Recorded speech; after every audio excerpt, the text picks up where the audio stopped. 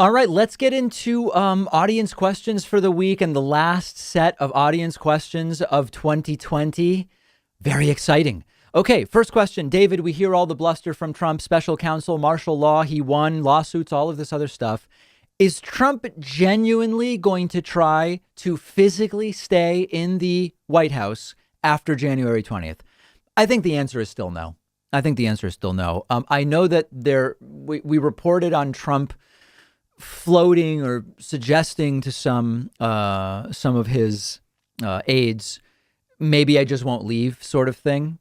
I think that Donald Trump either already knows or will become convinced by the time January 20th rolls around that it would be really, really embarrassing for himself to, have to be escorted out of the White House, or for reports to be that he was refusing to leave or something like that. Now, the truth is, he probably has some followers that are so sycophantic that if Trump tried it, they would see it as some kind of act of defiant heroism rather than the corrosive act for the country that it would be.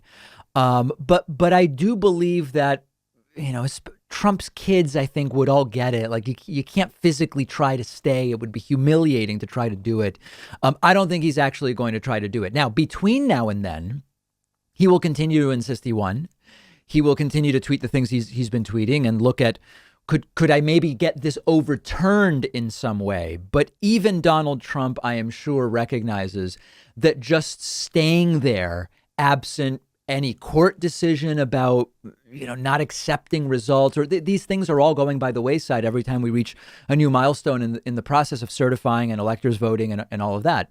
I think even Trump recognizes, absent something tangible to say, look, this state has flipped now, or something, I don't think he's going to physically try to do it. Now, I admit that as someone who covers this stuff, Trump talks about ratings. I can imagine no greater ratings than video of Donald Trump being forcibly removed from the White House. But I don't believe it will happen.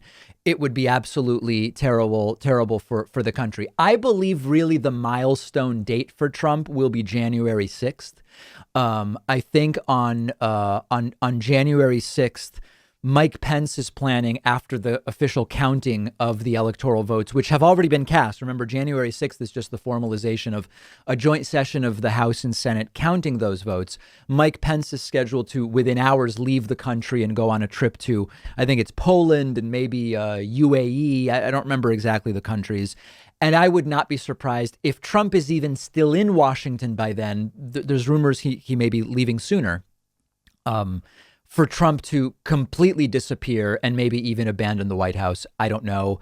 There's the idea he'll stay in the White House and then fly to a rally on Inauguration Day. There's the idea he'll never return from Christmas and just stay in Florida. There's the idea that January 6th, maybe when he sort of formally gives it up and we stop hearing from him altogether.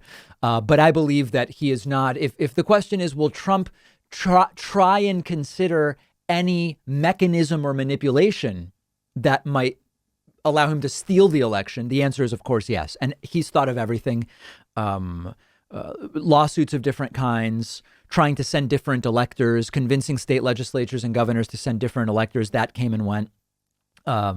Seizing voting machines, which is some of his lawyers told him you can't do. Martial law was reportedly floated. All of these different ideas. He's morally willing to do any of it, but I do not believe he will physically try to stay in the Oval Office. No.